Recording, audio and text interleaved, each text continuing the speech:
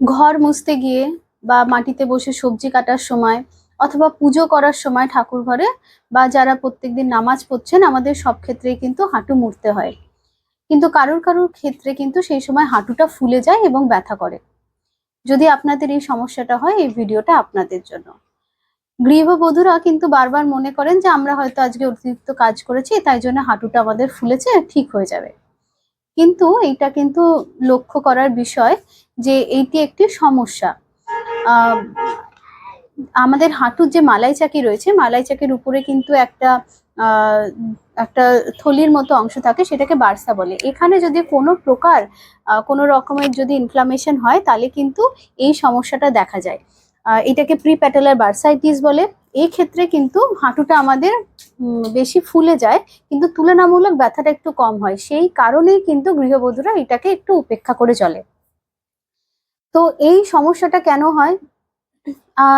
ধরে নিন আপনি কোনোদিন আগে আঘাত পেয়েছেন হাঁটুতে, বা আপনি বারবার করে হাঁটু ভাঁজ করে করে বসছেন। তারপরে আপনার যদি কোনো রকম অটোইমিউন ডিজিজ থাকে বা ইনফ্ল্যামেটরি কন্ডিশন থাকে বডিতে, যেমন আপনার যদি রিউমাটয়েড আর্থ্রাইটিস থাকে, আপনার যদি গাউট থাকে, বা টাইপ 2 ডায়াবেটিস যাদের, তাদের ক্ষেত্রে কিন্তু এই সমস্যাগুলো হওয়ার প্রবণতা বেশি। তো কি কি লক্ষণ হতে পারে এই সমস্যাগুলোর?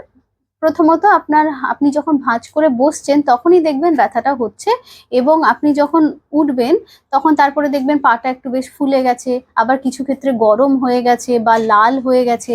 আবার আপনি যখন হাঁটুর ঠিক উপরের অংশে যখন আপনি হাত দেবেন তখন দেখবেন ওই জায়গাগুলোতে কিন্তু ব্যথাও রয়েছে। আবার যাদের এই আগেকার কন্ডিশন যেগুলো আছে সেগুলো যদি থাকে, তারপরেও যদি এই সমস্যাটা হয়, তাহলে কিন্তু অনেকের আবার জ্বরও আসে। তো আমরা ফিজিওথেরাপিতে কিভাবে এর উপকার করতে পারি? ফিজিওথেরাপিতে আমরা প্রথমে কিন্তু ব্যথা কমার দিকেই লক্ষ্য দেব। প্রথমে ব্যথাটা কমানোর চেষ্টা করব, তারপরে হাঁটুর রেঞ্জ অফ মোশনটা আনানোর চেষ্টা করব, তারপরে বিভিন্ন প্রকার ম্যানুয়াল থেরাপি, টেপিং এর সাহায্যে বা হাঁটুর প্যাড প্যাড দিয়ে এটাকে কিন্তু আমরা প্রথমে নিরাময় করার চেষ্টা করব। তারপরেও কিন্তু আমাদের খুব একটা অতিরিক্ত চাপ দিয়ে হাঁটু উপর কাজ করা উচিত নয়, একটু আমাদের সাবধানতা অবলম্বন করা উচিত। হাঁটুর সামনে যদি ফোলা দেখেন, সেটাকে অবহেলা করবেন না।